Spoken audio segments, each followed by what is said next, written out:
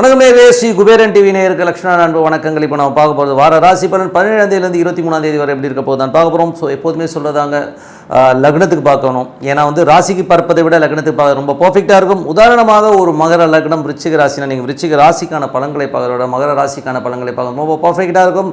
முதல்ல வரது பொது பலன்கள், அதுக்கப்புறம் தசாபுக்தி பலன்கள் வரும். ஸோ உங்களுக்கு என்ன தசாபுக்தி அந்தரங்கள் வருது அது மிங்கிள் பண்ணி பார்க்க ரொம்ப பர்ஃபெக்டாக இருக்கும். வீடியோட எண்டில் டிப் ஆஃப் த வீக் இருக்குது, மறக்காமல் பாருங்கள். மீனராசி. ஸோ மீனராசிக்கு பார்த்தீங்கன்னா உங்களுக்கு ராசி அதிபதி குரு பார்த்தீங்கன்னா உங்களுக்கு 10ஆம் அதிபதியான குரு 3இல் அது பரிவர்த்தனையே ராசியிலே இருக்கும். நிறைய சேஞ்சஸ் பண்ணுவீங்க, இதெல்லாம் மாற்றணும் அதெல்லாம் மாற்றணுங்கிற எண்ணங்களை கண்டிப்பாக ஏற்படுத்தும். அதுக்கப்புறம் உங்களுக்கு 2 மற்றும் 9ஆம் அதிபதியாக செவ்வாய் 4இல் இருக்கும்போது நல்ல வளர்ச்சி நல்ல ஏற்றங்கள் இருக்கும். ஏன்னா ஒரு கேந்திராதிபதி திரிகோண அதிபதி ஒன்றாக இருக்கிறதுலாம் ரொம்ப பெரிய யோகங்களை கொடுக்கறதுக்கான ரொம்ப நல்லாயிருக்கு. நிறைய பிரயாணங்கள், தாயாரோட உடல்நலம் சம்பந்தமான விஷயம் ரொம்ப கவனமாக இருக்கணும். தாயாருக்கு மூலமாக சின்ன சின்ன ஒரு இடையூறுகள், கொஞ்சம் மனஸ்தாபனம் வரதுக்கான வாய்ப்பு கொஞ்சம் கேர்ஃபுல்லாக இருக்கிறது ரொம்ப ரொம்ப நல்லது. அதுக்கப்புறம் பார்க்கும்போது உங்களுடைய 3 மற்றும் 8ஆம் அதிபதியான சுக்கிரன் ஆட்சி படுத்த 3இல் தேவையில்லாத சந்தேகங்கள், தேவையில்லாத மனக்குழப்பங்கள் வரதுக்கான வாய்ப்பு கொஞ்சம் கேர்ஃபுல்லாக கொஞ்சம் பொறுமையாக ஹேண்டில் பண்ணுறது ரொம்ப ரொம்ப நல்லது. 4 மற்றும் 7ஆம் அதிபதியான புதன். ஸோ 4 மற்றும் 7ஆம் அதிபதியான புதன் பார்த்திங்கன்னா உங்களுக்கு நீச்சமாக ராசியில் நீச்சபங்க ராஜயோகமாக இருக்கும்போது சிறப்பான பலன்கள், நல்ல ஒரு ஏற்றங்கள், நல்ல லாபங்கள், சொத்துக்களும் நல்ல லாபங்கள் வரதுக்கான வாய்ப்புலாம் ரொம்ப நல்லா இருக்குது. அதில் வந்து கணவன் மனைவிக்கு நடுவில் சின்ன சின்ன வாக்குவாதங்கள், அதுக்கப்புறம் எல்லாமே சரியாகி கிளியர் ஆகிறதுக்கான வாய்ப்பு ரொம்ப சிறப்பாக இருங்க. அதுக்கப்புறம் பார்க்கும்போது உங்களுக்கு 5ஆம் அதிபதி. ஸோ 5ஆம் அதிபதி சந்திரன் சிறப்பான பலன்கள், நல்ல ஏற்றங்கள், நல்ல லாபங்கள் வரதுக்கான வாய்ப்பெல்லாம் கொடுத்தாலும் பட் திங்கள் செவ்வாயில் மட்டும் சின்ன சின்ன மன உளைச்சல் இருக்கும். அதுக்கப்புறம் எல்லாமே சரியாயிடுங்க. அதுக்கப்புறம் பார்க்கும்போது மீன ராசிகளுக்கு உங்களது 9ஆம் அதிபதி. ஸோ 9ஆம் அதிபதி சுக்கிரன் ஆட்சி பலத்தை 8ஆம் அதிபதி சுக்கிரன் பார்த்திங்கன்னா உங்களுக்கு 3இல் இருக்கும். தேவையில்லாத சந்தேகங்கள், கணவன் மனைவிக்கு நடுவில் தேவையில்லாத தர்க்கங்கள் வருவதற்கான வாய்ப்புகள் ரொம்ப கேர்ஃபுல்லாக இருக்குது, ரொம்ப ரொம்ப அவசியம். ஏன்னா 3-8 சந்தேகங்களை ஏற்படுத்தும். இப்படி இருக்குமோ அப்படி இருக்குமோ இல்லியூஷன்லேயே கற்பனையிலேயே நிறைய விஷயங்கள் நீங்கள் மனக்கலக்கத்தை உருவாக்குறதுக்கான வாய்ப்புகள் ரொம்ப கேர்ஃபுல்லாக இருக்கணும். அதுக்கப்புறம் பார்க்கும்போது உங்களுக்கு 9ஆம் அதிபதி 4இல் இருக்கும்போது நல்ல விஷயங்கள், நல்ல ஏற்றங்கள் வருவதற்கான ஒரு கேந்திராதிபதி கேந்திரத்தில் ஒரு சிறப்பான ஒரு விஷயங்களெல்லாம் கண்டிப்பாக கொடுத்துருங்க. 10ஆம் அதிபதியான குரு. ஸோ 10ஆம் அதிபதி குரு ராசியிலையும் தொழில் நிறைய மாற்றங்கள் ஏற்படுத்துறதுக்கான வாய்ப்புலாம் நிறைய இருக்குது. ஸோ குரு பார்த்திங்கன்னா உங்களுக்கு அந்த இடத்துலேயே வரும்போது தொழில் நிறைய சேஞ்சஸ், நிறைய வளர்ச்சிக்கான விஷயங்கள்லாம் சிறப்பாக இருக்கும். அதுக்கப்புறம் பார்க்கும்போது புதிய தொழில்நுட்பங்கள், புதிய தொழில் வளர்ச்சியெல்லாம் நீங்கள் புதுசாக அப்ளை பண்ணுவீங்க. ஸோ அதெல்லாமே ரொம்ப சிறப்பு. அதுக்கப்புறம் உங்களுக்கு 11ஆம் அதிபதியான சனி 12இல் இருக்கும்போது வேலை விஷயங்கள், லாபத்திற்கு நிறைய அலைச்சல்கள் இருக்கிறதுக்கான வாய்ப்புகளை நிறைய கொடுத்துரும். பட் ஆனால் லாபங்கள் இருக்கணும், கண்டிப்பாக நல்ல லாபங்கள் இருக்கும். குழந்தைகள் விஷயங்களில் சின்ன சின்ன மன கசப்புகள் போகிறதுக்கான வாய்ப்புகள் கொஞ்சம் கவனமாக இருக்குது, ரொம்ப ரொம்ப நல்லதுங்க. ஸோ மற்றபடி இதுவரை பார்த்த பொது பலன்கள். இப்போ பார்க்கும்போது தசாபுத்தி பலன்கள். மீன லக்னமாக இருந்து சூரிய தசாபுத்தியங்கள், சூரியன் 6ஆம் அதிபதியாக உங்களுக்கு ராசியிலே இருக்கும்போது புதிய தொழில் வாய்ப்புகள், வேலையில் நல்ல ஏற்றங்கள், நல்ல லாபங்கள்லாம் கண்டிப்பாக இருக்குங்க. ஸோ அதில் இந்த மாதிரி மாற்றம் இல்லை. ஸோ இருந்தாலும் ஒரு சின்னதாக பாசஸ் கிட்ட ஒரு மன கசப்பு, சின்ன வாக்குவாதங்கள் இருக்கும். அதை மட்டும் கொஞ்சம் கேர்ஃபுல்லாக இருந்துக்கிறது ரொம்ப ரொம்ப நல்லது. அதுக்கப்புறம் மீன லக்னமாக சந்திர தசாபுத்தினா சந்திரன் திங்கள் செவ்வாயில் உங்களுக்கு 8இல் போகும்போது கொஞ்சம் கவனமாக இருக்கணும். ஸோ அந்த சந்திராஷ்டம காலகட்டம் கொஞ்சம் நமக்கு எமோஷன்ஸோ ஒரு ஸ்ட்ரெஸ்ஸஸ் இருக்கும். அப்போ என்ன வேலை பண்ணுறோமோ அதை மட்டும் பண்ணிவிட்டு கொஞ்சம் காமாக சைலண்ட்டாக இருந்தோம்னா எல்லாமே ஒன்றும் பெரிய பாதிப்புகளை கொடுக்காது. அதுக்கப்புறம் மீன லக்னமாக இருந்து உங்களுக்கு செவ்வாய் தசாபுத்தினா செவ்வாய் பார்த்திங்கன்னா உங்களுக்கு 9ஆம் அதிபதி. ஸோ 9 மற்றும் 9இல் இருக்கிற கிரகம் உங்களுக்கு 4இல் இருக்கும். ஒரு கேந்திராதிபதி கேந்திரத்தில் இருந்திருக்கிறதுனால நல்ல லாபங்களையும் நல்ல பொருள் வரவையும் கண்டிப்பாக கொடுத்துரும். பிரயாணங்கள் மூலியமாக இப்போ ஒரு பெருத்த லாபங்களை கொடுக்கறதுக்கான வாய்ப்பும் ரொம்ப சிறப்பாக இருக்குது. பட் இருந்தாலும் செவ்வாய் அது குருடைய சாதனம், மறைமுகமாக தாயாருடைய உடல்நலம் சம்பந்தமான விஷயங்களோ கொஞ்சம் சின்ன மன உளைச்சல் இருக்கிறதுக்கான வாய்ப்புகள் கண்டிப்பாக இருக்கும். மீன லக்னமாக இருந்து ராகு தசாபுத்தி ராகு. ஸோ ராகு பார்த்திங்கன்னா உங்களுக்கு ராசியிலே இருந்து அவர் குருடைய சாரத்தில் போகும்போது நல்ல லாபங்களையும், பெரிய ஒரு அகாண்ட அறிவுன்னு சொல்லணும் இல்லையா, ஏதாச்சும் புதுசாக சாதிக்கணும், பெருசாக வரணும், தொழில் ஏதாச்சும் பெருசாக பண்ணணுங்கிற எண்ணங்களையெல்லாம் நிறையவே ஏற்படுத்தும். புதிய ஐடியாஸ், புதிய விஷயங்கள், பிரம்மாண்டமான விஷயங்களை கண்டிப்பாக யோசிப்பீங்க. மீன லக்னமாக இருந்து குரு தேசாபுத்தி குரு பார்த்திங்கன்னா பெரிய ஒரு லாபங்களையும் வெற்றிகளும் கொடுப்பதற்கான வாய்ப்புகளும், தொழில்நுட்பங்களிலும் புதிய தொழில் வாய்ப்புகளையும் தேடி பெரிய பெரிய விஷயங்கள்லாம் பண்ண ஆரம்பிப்பீங்க. எல்லாமே ரொம்ப சிறப்பாக இருக்கும். ஸோ மீன லக்னமாக இருந்து சனி தேசாபுத்தி. சனி 12இல் இருந்தாலும் பிரித்த லாபங்களுக்காக நிறைய அலைச்சல்கள் இருக்கும். ஸோ அந்த அலைச்சல்கள்லாம் பெரிய வெற்றியை கொடுக்கறதும் பெரிய லாபங்களை கொடுக்கறதுக்கான வாய்ப்புகளை கண்டிப்பாக கொடுக்கும்.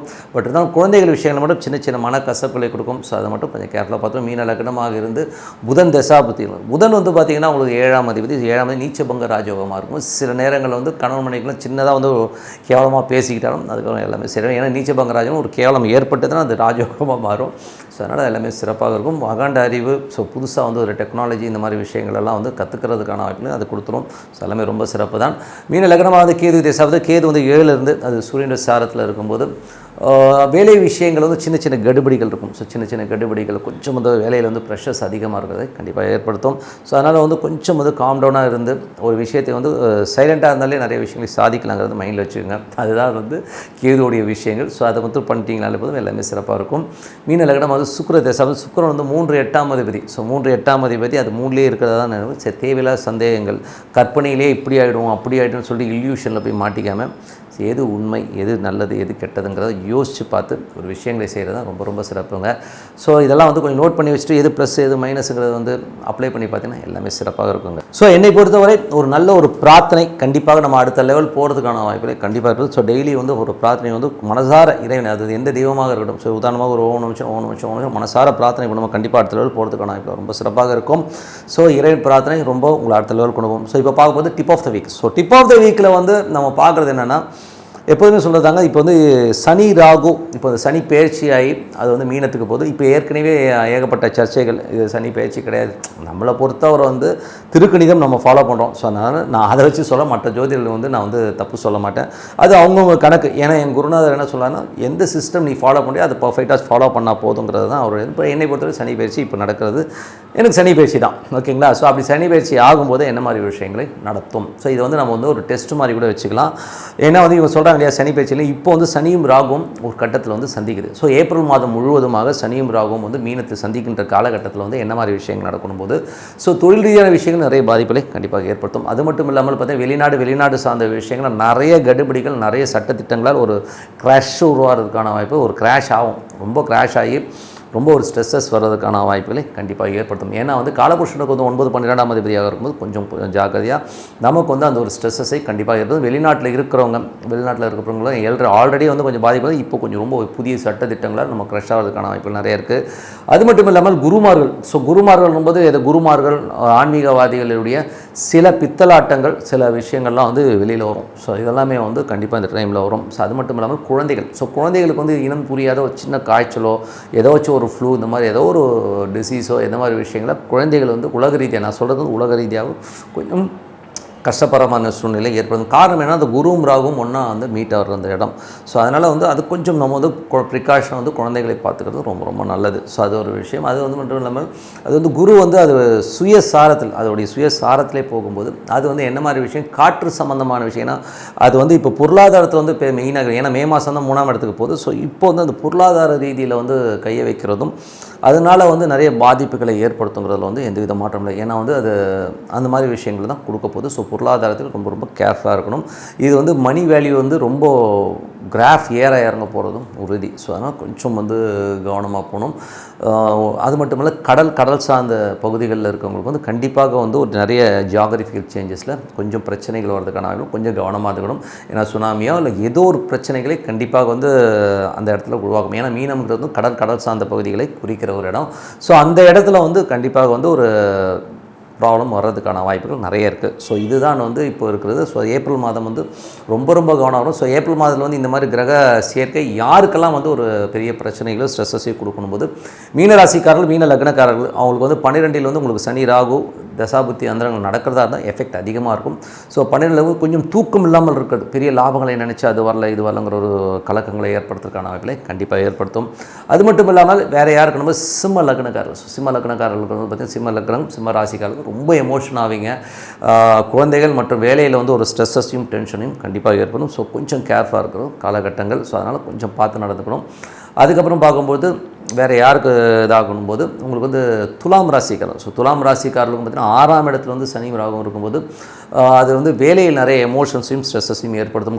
கடன் சம்பந்தமான விஷயங்களும் அந்த மாதிரி விஷயங்களும் ரொம்ப ஸ்ட்ரெஸ்ஸை ஏற்படுத்துறதுக்கான வாய்ப்பு. மற்றபடி வந்து கம்யூனிகேஷன் ஏற, ஸோ ஏதாச்சும் வந்து வாக்குறுதிகள் கொடுத்து ஒரு செக்ஸ் கொடுத்து இந்த மாதிரி விஷயங்களை மாற்றுறதுக்கான வாய்ப்பும் கண்டிப்பாக இருக்குது. ஸோ இவங்கெல்லாம் வந்து ரொம்ப ஜாக்கிரதையாக இருக்க வேண்டிய காலகட்டங்கள். ஸோ மற்றவர்கள்லாம் இருக்காது, மற்றவர்கள்லாம் இருக்கும். அந்த தசாபுத்தி அந்தரங்கள் காலகட்டங்களில் இவங்க கொஞ்சம் அதிகமாக பாதிக்கிறதுக்கான மற்றவங்களும் கொஞ்சம் கேர்ஃபுல்லாக இருந்துங்க. ஏன்னா வந்து தொழில் ரீதியான விஷயங்களை அகலக்கால் வைக்கிறது, புதிய தொழில்நுட்பத்தை நம்பி நான் மணி ட்ரான்ஸ்ஃபர் பண்ணுறது, இதெல்லாம் வந்து இந்த ஏப்ரல் மாதத்தில் அவாய்ட் பண்ணிக்கிறது ரொம்ப ரொம்ப நல்லது. ஏன்னா சனி ராகுங்கிறது வந்து கண்டிப்பாக தொழில் துறையில் மட்டும் இல்லாமல் நம்ம கர்ம ரீதியாகவும் ரொம்ப பிரச்சனைகளை கொடுக்கறதுக்கான வாய்ப்பு இருக்கிறதுனால கொஞ்சம் கேர்ஃபுல்லாக இருந்துக்கோங்க அப்படிங்கிறது நம்ம இப்போயே சொல்லுவோம். ஸோ நம்ம இருந்தாலும் இந்த மாற்றங்கள் இருக்குமானா கண்டிப்பாக அந்த மாற்றங்கள் நீங்கள் பாருங்கள். எப்படின்னா டிவி நியூஸஸ்லாம் நம்ம பார்க்க தான் போகிறோம். ஸோ என்ன நடக்குதுன்னு பார்ப்போம். ஸோ மற்றபடி என்னங்க, பிரார்த்தனை கண்டிப்பாக ஒரு பிரார்த்தனை தான் நம்ம வந்து வழி நடத்தி சொல்லும். ஒரு நல்ல இறைவனை மனதார இறைவனை பிரார்த்தனை பண்ணும்போது கண்டிப்பாக அடுத்த லெவல் போகிறதுக்கான ரொம்ப சிறப்பாக இருக்குது. உங்களிடம் விடைபெறுவது உங்கள் லட்சுமி நாராயணன். நன்றி, வணக்கம். ஸ்ரீ குபேரன் டிவியை பார்த்தமைக்கு நன்றிகள். மேலும் இது போன்ற தகவல்களை தெரிந்து கொள்ள ஸ்ரீ குபேரன் டிவியை சப்ஸ்கிரைப் செய்யுங்கள். மறக்காமல் பெல் ஐக்கானை கிளிக் செய்யுங்கள்.